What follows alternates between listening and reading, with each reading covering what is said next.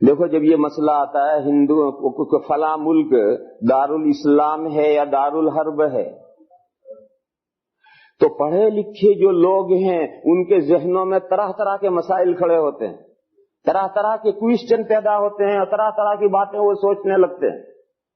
اس لیے اس مسئلے کو اگر میں ادھورا چھوڑ کر چلوں گا تو ان کا ذہن مشوش ہوگا، ان کے ذہن کنفیوز ہوگا کہ دارالحرب یہ کیا ہے، دارالاسلام کیا ہے، یہ تھوڑا سا اسے بھی سمجھانا ضروری ہے۔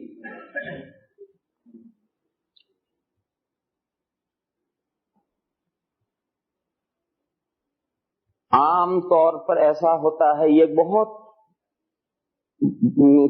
عام موٹی سی بات ہے جو میں عرض کر رہا ہوں۔ عام طور پر ایسا ہوتا ہے کہ الفاظ جو ہوتے ہیں ان الفاظ کے جو ڈکشنری میں جو میننگ ہوتی ہیں وہی مراد ہوتی ہے عام طور پر تو، لیکن بعض الفاظ ہوتے ہیں جو اصطلاحات کہلاتی ہیں، ٹرم کہلاتی ہیں، ان کے معنی ڈکشنری میں اور ہوتے ہیں اور اصطلاحی معنی اس کے اور ہو جاتے ہیں۔ مثلا صلاۃ کے معنی ڈکشنری میں کیا ہیں؟ معنی ہے دعا، اور اسلام کی اصطلاح میں کیا ہے؟ نماز۔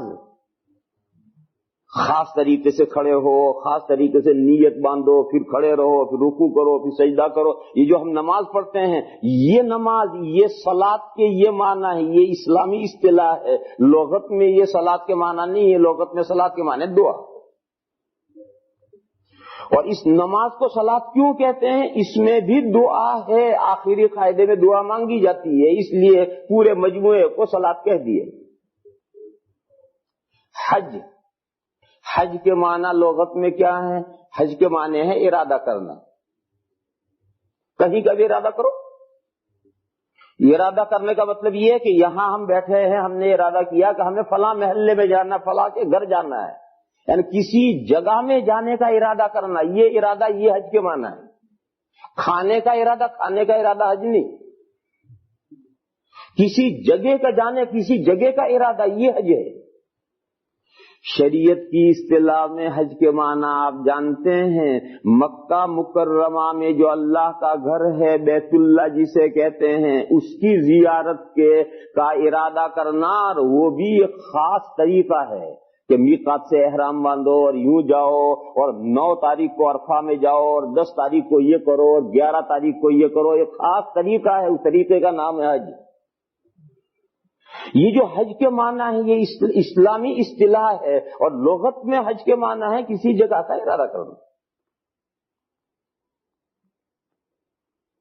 یہ میں نے بہت سی مثالیں دی، ان مثالوں سے آپ اب اس بات کو سمجھیں گے کہ یہ جو دارالاسلام اور دارالحرب یہ جو اصطلاح ہے اس کے جو لغت میں معنی ہے وہ معنی مراد نہیں، بلکہ یہ ہماری فقہ کی ایک اصطلاح ہے، اور اس کے معنی فقہ میں جو لکھے ہیں وہ ہیں۔ آپ ڈکشنری کھول کر کے اس کے معنی متعین کریں، ڈکشنری کھول کر متعین نہیں ہوں گے، ڈکشنری کھول کر تو معنی کیا ہوں گے؟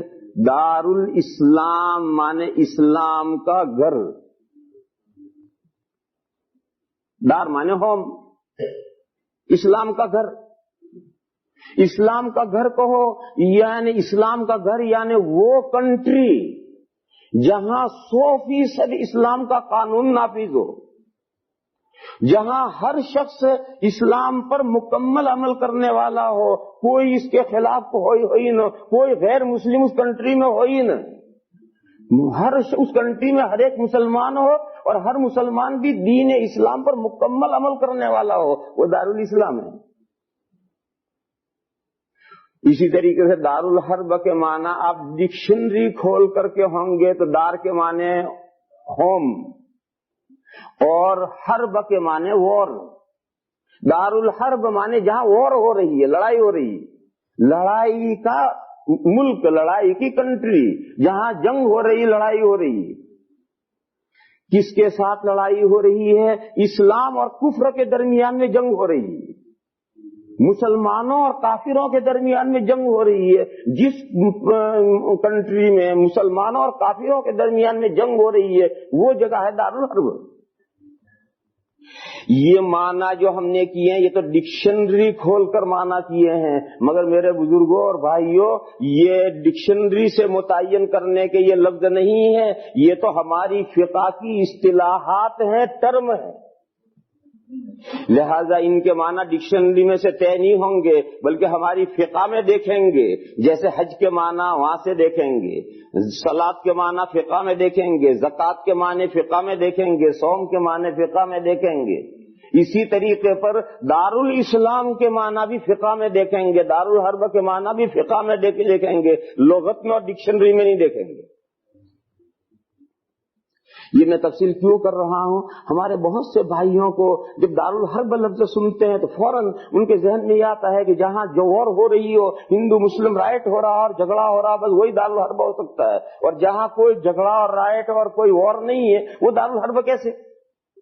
یہ جو ہمارے بھائی سوچنے لگتے ہیں وہ ڈکشنری سے معنی متعین کرتے ہیں، حالانکہ جتنے ٹرم ہوتے ہیں، اصطلاحات ہوتی ہیں، کسی اصطلاح کے معنی ڈکشنری سے متعین نہیں ہوتے. فقہ میں دارالاسلام کہتے ہیں اس ملک کو جہاں اقتدار اعلی مسلمانوں کے پاس ہو، وہ دارالاسلام. چاہے وہاں صرف مسلمان رہتے ہوں، چاہے مسلمانوں کے ساتھ نن مسلم بھی رہتے ہوں، چاہے دنیا کی سارے ہی غیر مسلم وہاں بستے ہوں، چاہے وہاں پارلیمنٹری حکومت ہو، چاہے وہاں کنگڈم ہو، چاہے وہاں ریپبلک ہو، چاہے حکومت کا کوئی طریقہ ہو، اقتدار اعلیٰ یعنی سوورنٹی یہ مسلمانوں کے پاس ہو، بس وہ دارالاسلام ہے. ہمارا پاکستان ہے، ہمارا بنگلہ دیش ہے اور ہمارا انڈیا ہے. آپ ڈھاکے میں گھومیے، دلی میں گھومیے اور لاہور میں یا کراچی میں گھومیے، آپ کو کوئی خاص فرق نظر نہیں آئے گا. مغرب کی جب اذان ہوگی تو جو صورتحال منظر آپ کو دہلی میں نظر آئے گا وہی ڈھاکے میں نظر آئے گا، وہی لاہور میں اور کراچی میں نظر آئے گا. کہ جب مغرب کی اذان ہوگی تو کچھ لوگ ہوں گے جو فوراً مسجدوں کی طرف متوجہ ہوں گے، باقی سڑک کے اوپر ٹریفک چل رہی ہے، ٹریفک پر کوئی اثر نہیں پڑتا کہ مغرب کی اذان ہو گئی ایک دم ٹریفک رک جانی چاہیے اور سب لوگ مسجدوں میں بھر جانے چاہیے. نہیں ہوگا ایسا، دلی میں بھی نہیں ہوگا، ڈھاکے میں بھی نہیں ہوگا، لاہور میں بھی نہیں ہوگا، کراچی میں بھی نہیں ہوگا. میں سب جگہ دیکھ کر آیا ہوں، کوئی فرق نہیں پڑتا. کچھ اللہ کے بندے ہیں جو دلی میں بھی اللہ اکبر سنتے ہی ایک دم بھاگتے ہیں مسجدوں کی طرف. ڈھاکے میں بھی میں نے دیکھا کہ کچھ لوگ ہیں ایک دم بھاگتے ہیں، پاکستان میں بھی دیکھا کہ سب لوگ بھاگتے ہیں، اور باقی وہی جو صورتحال تینوں ملکوں کی یکساں. تو مدار اس پر نہیں ہے کہ اسلام پر عمل کرنے والے کتنے ہیں، اس پر مدار نہیں ہے. مدار اس پر یہ ہے کہ اقتدار اعلیٰ کس کے پاس ہے. ظاہر ہے پاکستان میں اقتدار اعلیٰ مسلمانوں کے پاس ہے، اگرچہ وہاں ہندو بھی رہتے ہیں، عیسائی بھی رہتے ہیں اور معلوم نہیں کون سی اقوام رہتی ہوں گی، لیکن پاکستان میں اور بنگلہ دیش میں اقتدار اعلیٰ مسلمانوں کے پاس میں ہے. اور ہندوستان میں اقتدار اعلیٰ مسلمانوں کے پاس نہیں ہے.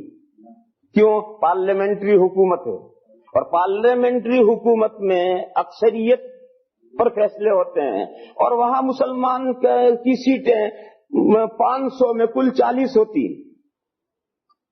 کل 500 میں 40 سیٹیں مشکل سے آتی ہیں، وہ بھی قسمت آ گئی تو ٹھیک ہے، نہیں آئی تو کچھ نہیں. اس لیے جب پارلیمنٹری نظام میں اکثریت پر فیصلے ہوتے ہیں تو اکثریت و مسلمانوں کی کسی قیمت پر کوئی شکل ہی نہیں ہونے کی.